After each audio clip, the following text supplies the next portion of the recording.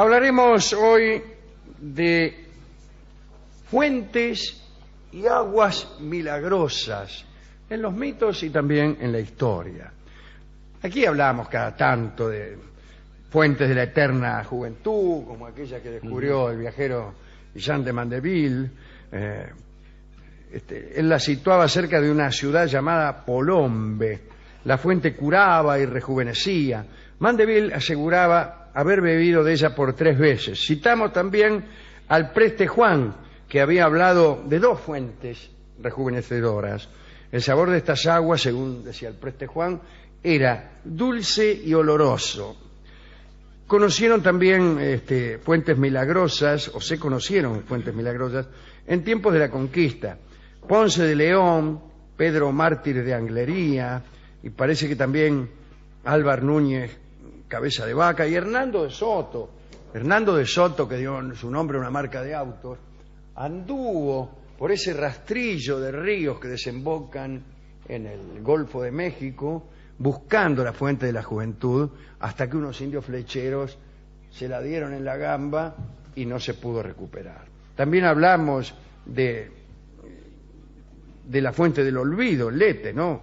Y de la fuente de la memoria, Mnemosine. De la primera, que estaba en los infiernos, bebían los muertos para olvidar su vida terrestre. Las aguas del río Selemno también eran milagrosas, porque el que se bañaba en ellas olvidaba sus pesares amorosos. Pero hoy hablaremos de otras fuentes, que no solo otorgaban la eterna juventud, sino que conferían otros dones. En la Europa medieval y renacentista abundaban los pozos y las fuentes que devolvían la razón a los que la habían perdido. Usted estaba loco, iba tranquilamente, se sumergía en las aguas purificadoras, Qué bueno. y se desembarazaba de sus demonios, porque en aquel tiempo todos pensaban que un loco era una persona poseída, y no como ahora, que se piensan otras cosas. Y bueno, usted se daba una enjuagada en esa fuente y renacía lavado de todos sus pecados y sus males. En Escocia, San Filián era conocido como un personaje que había convertido a unos cuantos al cristianismo.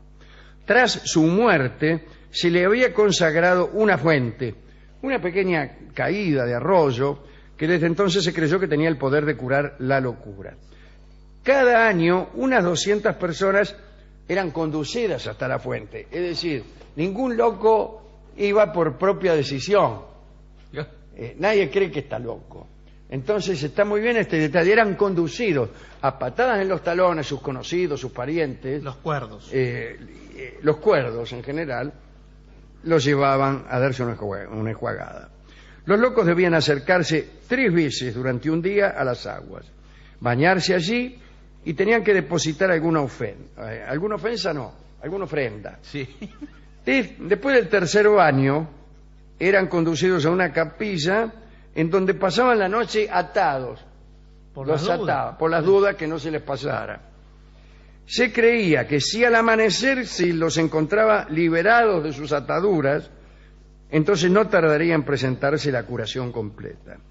Pero si aún se hallaban encadenados, entonces significaba que era muy débil la posibilidad de recuperar la razón. Este es un método que usa mucho Rolón. No, señor, no es. Los no ata se a los usa pacientes y más. los hace pasar una noche en una capilla. Al otro día va. Si el paciente está libre, dice, bueno, váyase. Si no, son 20 años más de tratamiento. Sí.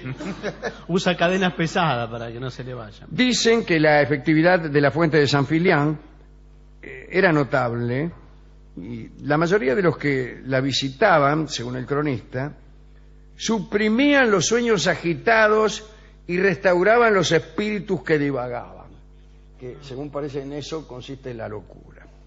En Irlanda, fuera cual fuese el lugar en donde se hallara un loco, se creía que sus pasos terminarían por llevarlo hasta el llamado Valle de los Locos. Allí vivía el hijo de Finn, el héroe mítico. Se había ido a vivir allí tras su combate contra el monarca del mundo por la conquista de Erin. Allí en el Valle de los Locos había 2 fuentes, la llamada Vado del Loco y Piedra del Loco.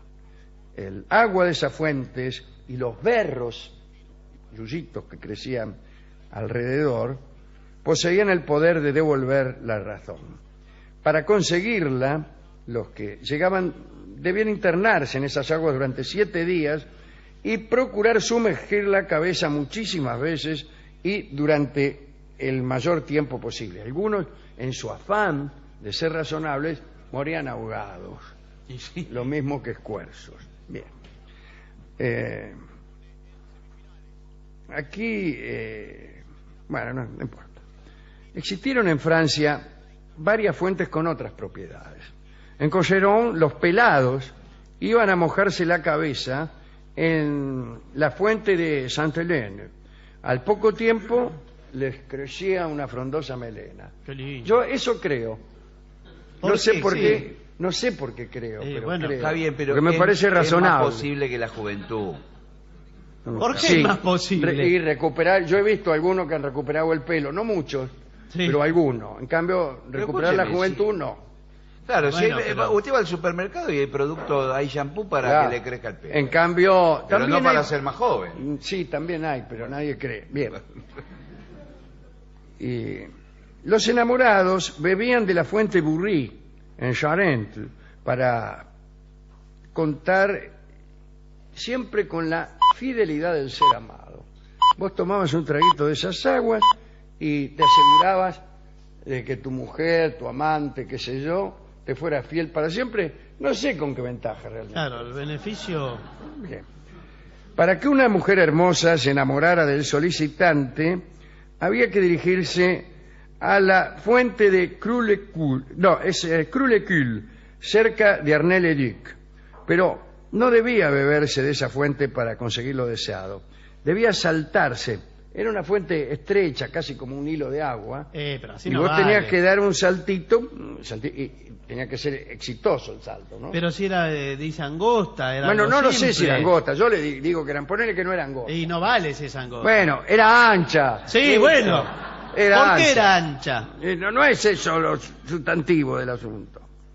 Bueno, usted se quería casar rápidamente. Tenemos fuentes también. El varón debía beber 7 vasos de agua en la fuente de San Patroclo. El problema de esa fuente es que tenía otra enfrente, la de Santa Villefort, en donde bebían las doncellas que no querían casarse. Y funcionaba a modo de contramilagro, ¿me entendés? Ah, muy bien. ¿Cómo puede ser? Por ejemplo, si vos tenías un pretendiente que no te gustaba, que iba a la de San Patroclo, y vos lo veías, y dice, mirá, ¿Se quiere casar se con... quiere casar conmigo, me voy a la de la Santa Villefort. Y ahora, ¿Cuál de gana? un momento, de esta fuente vos tenías que beber solo ante los embates del pretendiente. Solo cuando venía el pretendiente. Entonces, no se puede abusar. no podías beber sin nadie. las que te dudas. por las dudas. Por las dudas no. Por las dudas no. Tenía que ser ante una propuesta indeseada. Había una gruta en San León, en Mosela, donde las mujeres asistían o se presentaban ante una fuente que confería fecundidad. Sin embargo, se dudó siempre acerca del carácter milagroso de aquellas aguas. Que fuera de la gruta de San León esperaban unos grupos de muchachones que se encargaban de que el milagro se operara rápidamente, ¿no? Señor. Era un lugar famoso por los encuentros galantes que allí se producían, Pero- de resulta de los cuales había algunos nacimientos que contribuían a la fama de la gruta y de la fuente. También habían algunas fuentes con virtudes meteorológicas. Si vos echabas una reliquia en las aguas de Bambú o de Radovange, podías pedir lluvia o sol para los campos. El pedido, si la reliquia era verdadera, era siempre cumplido. Por ejemplo, aquí tengo la sandalia de San José. Sí. La tirabas, quiero que llueva. Si era la sandalia de San José, llovía, todo bien. Si era trucha... Pero si era trucha, viste, eso que te venden, esta es la sandalia de San José, y te encajan una que era de ellos, ponele. Sí. Entonces no llovía. Lo que es Sí, no, bueno, Yo antes no creía, pero con este detalle me han hecho creer. señor. Y claro, porque Ya creyó en lo del pelo, ahora también en esto. claro, yo antes no creía ni siquiera en las reliquias. Pero ahora no solo creo en las reliquias, sino creo que arrojándolas a este pequeño lago de bambú, llueve. Citemos para terminar una fuente oracular.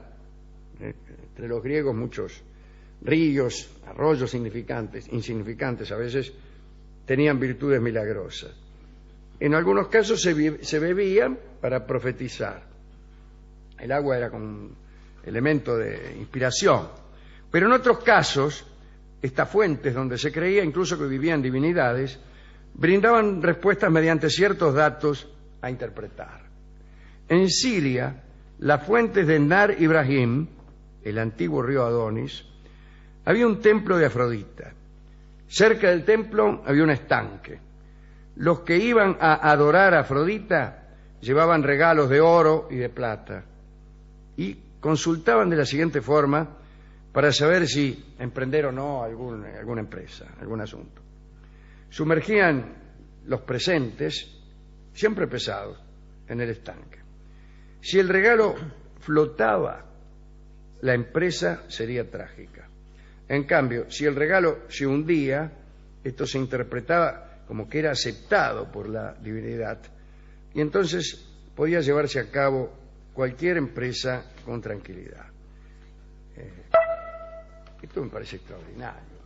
Sí, bueno, un gran adelanto para incluso aquellos que quieren,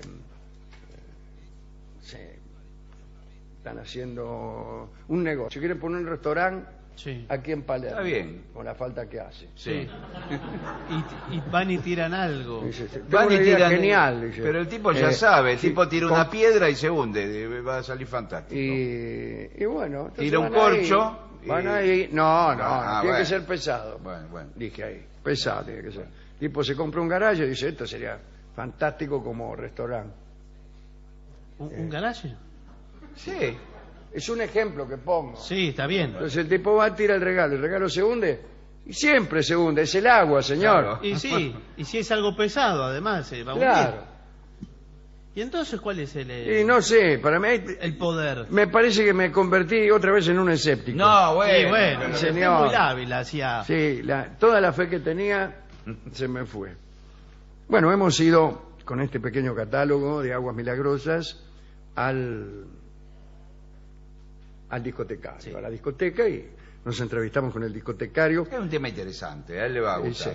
quien nos dijo que eso no tenía nada que ver, Bueno. ni nada que hacer con el agua que salía de la canilla de la casa de él, Siempre él tiene lo mejor. que tenía gusto a Clay, A a jugo Clay de naranja. A cloro, Y, va. claro, y que él pensaba que era un milagro hasta que se dio cuenta que una novia que él tenía Sí. le echaba toneladas y toneladas en el tanque de agua de Clay en polvo, Ajá. lo revolvía con un pie Es una historia. No, señor. y él abría la canilla y se hacía la ilusión de que era un milagro, y después me empezó a contar que esa novia lo dejó, pero ya el relato había perdido interés. Y bueno, sí, señor. Y además... Escúcheme, él, yo no le quiero meter ficha, pero hasta inventa historia para contradecirlo a usted. A mí me Lo tomó parece de que sí. punto. Sí. Pero sí, ¿cómo puede ser? Que un tanque lleno de jugo. A mí me pareció lindo, incluso Bueno. le voy a hacer ese mismo chiste a una novia que tengo. Pero vive en un departamento y es un tanque de 100.000 litros. Ah, bueno. Tengo va a que ser tener- un camión de Clay. Sí, sí. Bueno, me dio un disco ¿Le dio finalmente? que se llama Agua que no has de beber, Mm. Ah, bien. Estuvo por lo menos pertinente. por lo menos pertinente. Sí. Y va a cantar Sarita Montiel. Muchas generaciones se han olvidado de Sara Montiel. En algún caso hasta incluso, digamos, como un gesto de salud mental, pero Sí. era muy linda y tenía mucha gracia. Así que escucharemos Agua que no has de beber, un cuplé que ha sido compuesto evidentemente como ilustración de este catálogo que No, acabamos. no creo. ¿Cómo va a Usted, estar compuesto vos lo de- escuchás y decís, mirá, lo dicho, La parte del jugo está. canta Sarita Montiel.